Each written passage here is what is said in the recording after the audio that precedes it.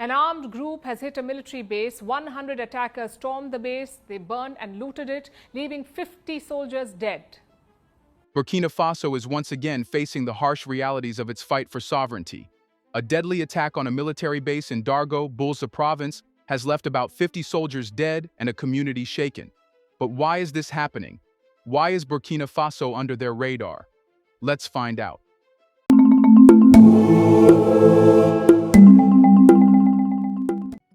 The morning after the Dargo attack was eerily quiet. Residents of Bulsa province, still reeling from the chaos of the previous night, described smoke rising from the horizon where the military base once stood as a symbol of security. That silence carried a weight that every Burkina citizen understood. This was not just another incident in a long fight with insurgency.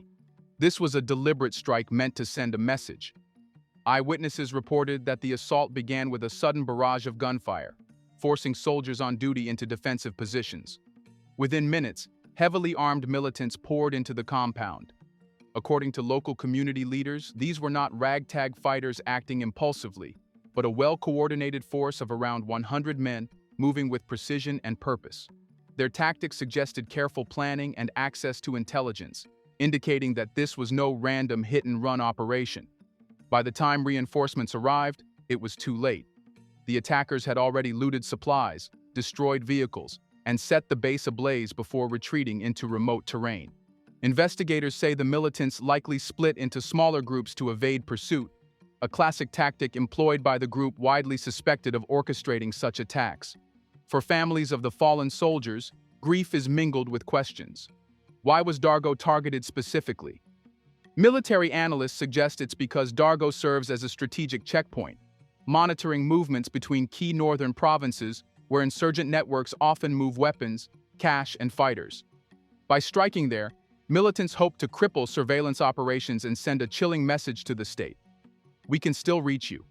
However, unlike in the past, when such attacks sowed doubt about leadership and capability, this one has sparked a different national conversation. The focus has shifted from fear to resolve. Citizens in Ouagadougou and other urban centers organized vigils and solidarity rallies within hours of the news breaking. Social media platforms were flooded with messages not of despair, but of defiance, with phrases like, "They cannot break us," and "Burkina Faso stands tall," trending nationwide.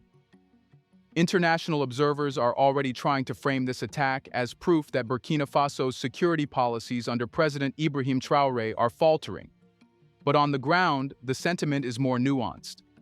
Soldiers who survived the assault reportedly told local media that they fought until there was nothing left to fight with, emphasizing their willingness to die protecting a mission they believed in. That mission is rooted in a simple principle: Burkina Faso will handle its security, free of the external military dependencies that defined past governments. The military high command's immediate response was swift. Reinforcements were deployed not only to secure Dargo, but also to tighten surveillance on surrounding regions believed to harbor sleeper cells connected to the attackers. Intelligence operations have also been expanded, focusing on cutting off logistical networks that supply insurgent factions. Early reports indicate that security forces have already intercepted communications, suggesting the militants suffered casualties during their retreat, hinting that this was not a one-sided victory for them. For Burkina Faso, the Dargo attack is a defining moment in an ongoing war for sovereignty. It is a brutal reminder of how high the stakes have become now that the country is dismantling decades-old systems of reliance on foreign powers and taking direct control of its destiny. These soldiers were not just defending a piece of land, they were guarding a vision of independence that insurgents and their backers desperately wanted to destroy. So, the Dargo attack did not occur in a vacuum. It unfolded in the context of a Burkina Faso that is redefining itself and, in doing so, upsetting decades of entrenched interests. Understanding why such a brutal assault happened now requires looking at what has fundamentally changed in the country and why those changes have triggered violent resistance. Under President Ibrahim Traoré's leadership, Burkina Faso has shifted from a posture of dependency to one of self-reliance.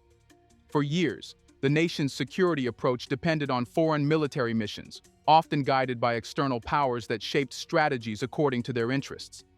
These arrangements failed to stop insurgent attacks and left vast rural regions vulnerable. Traoré's government chose to break that cycle. Instead of leaning on outside forces, Burkina Faso began mobilizing local resources, creating community-based security initiatives, and restructuring its military command. Such structural change does not happen quietly. Removing foreign influence and reclaiming control over natural resources disrupted the flow of money and power that had long defined Burkina Faso's place in the regional hierarchy. Insurgent networks thrived in this old order, exploiting poorly monitored borders and political instability to expand their control. When those safe havens and illicit channels began to close, these groups lost not only operational freedom, but also access to financial streams derived from smuggling and extortion. The result has been an escalation in attacks, both to destabilize the new security architecture and to send a psychological message to the public that the old order still has teeth. Dargo's assault, with its scale and planning, fits squarely into this pattern. It was not just an attack on soldiers, it was an attack on an idea. The idea that Burkina Faso can govern itself without permission from foreign capitals or fear of local warlords. Another reason these attacks are intensifying now is that Traoré's administration has moved beyond military reforms into economic sovereignty. Recent policies to nationalize gold mining and invest in domestic refining have sharply reduced foreign control over one of Burkina Faso's most lucrative industries. For networks tied to both insurgent groups and international players benefiting from the status quo, this is a serious threat. Cutting off access to unregulated mineral exports limits the funds that finance armed operations. By choking that financial lifeline, the government has forced militant groups into desperation. But desperation is dangerous. The group suspected of orchestrating the Dargo attack has been known to lash out violently whenever its influence is challenged. Intelligence reports from regional partners suggest that group leaders view Burkina Faso as a symbolic battleground, where defeating local forces carries propaganda value. The more the government succeeds in tightening control, the more such groups feel compelled to stage high-profile attacks to maintain their relevance and recruit fighters. There is also an ideological dimension to this backlash.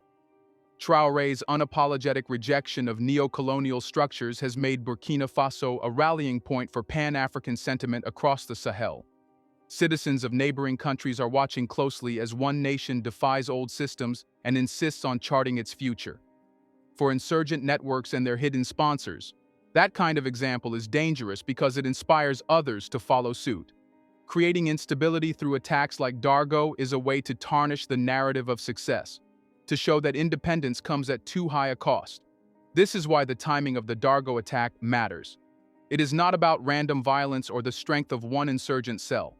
It is about a larger struggle playing out as Burkina Faso dismantles the very conditions that allowed these groups to exist in the first place. In short, the attack happened now because the old order is collapsing, and those invested in its survival are striking back before it disappears completely.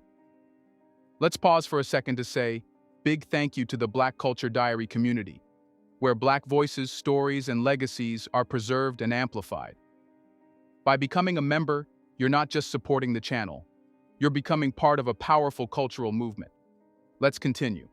The Dargo attack highlights not just a moment of tragedy, but also the bold direction Burkina Faso has chosen under President Ibrahim Traoré. The changes his government is implementing are not cosmetic adjustments or short-term fixes. They are systemic transformations aimed at breaking decades of dependency and reshaping the country's place in the world. To understand why insurgent groups and their backers feel threatened, one must understand Traoré's vision itself, a vision that goes beyond simply fighting insurgency. At the heart of this vision is the belief that Burkina Faso must own its destiny, both politically and economically. Traoré's approach begins with security, because no nation can be sovereign if its citizens live in fear of armed groups.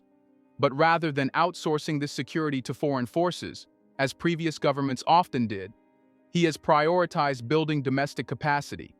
This includes restructuring the chain of command, modernizing equipment, and most importantly, creating a culture of local participation through initiatives such as the Volunteers for the Defense of the Homeland (VDP).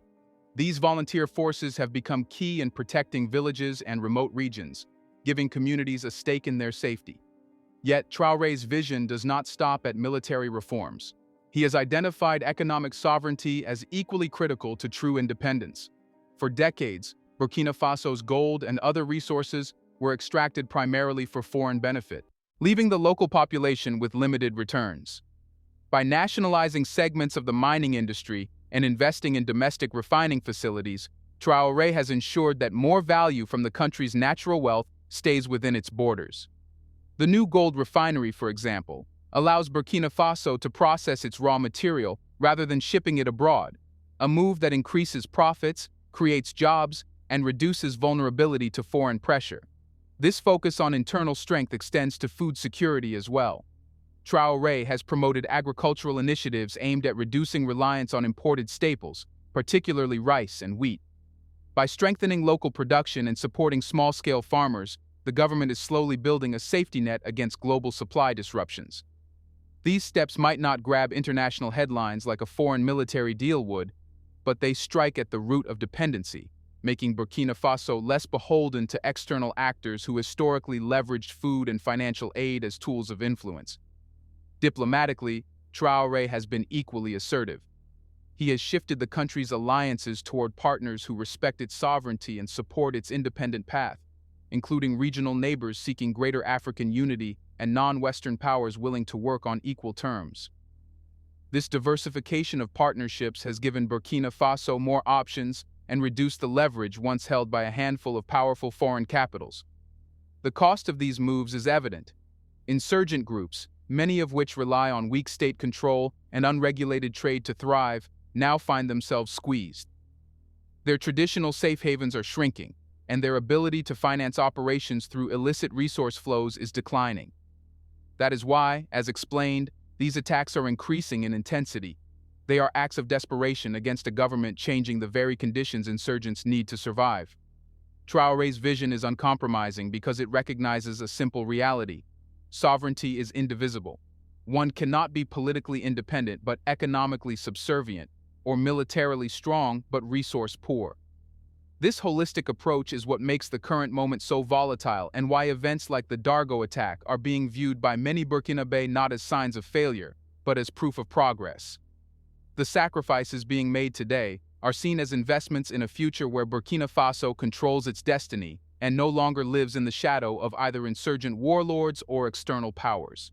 Here's a reminder to please like and share the video and subscribe to our channel to watch more videos on Black culture, history, civilization, and identity. Let's continue now. The Dargo attack was, above all else, a test of human endurance and loyalty. 50 soldiers stood their ground facing an enemy that outnumbered them 2-1, armed with heavier firepower and the advantage of surprise. They knew reinforcements were far away, and that escape was unlikely, yet they fought until their ammunition was gone and their defenses were overrun. For Burkina Faso, these soldiers are not just names on a casualty list. They are symbols of what it means to defend a nation's right to exist on its terms. In past decades, attacks like Dargo often carried a narrative of helplessness, with questions about whether the state had failed its people. But under President Traoré's new path, that narrative has changed. These soldiers are being mourned not as victims of an inevitable tragedy, but as deliberate defenders of a vision. They were stationed at Dargo not simply to man a checkpoint, but to protect one of the gateways to Burkina Faso's northern corridor, a region critical to the country's new security and economic strategies.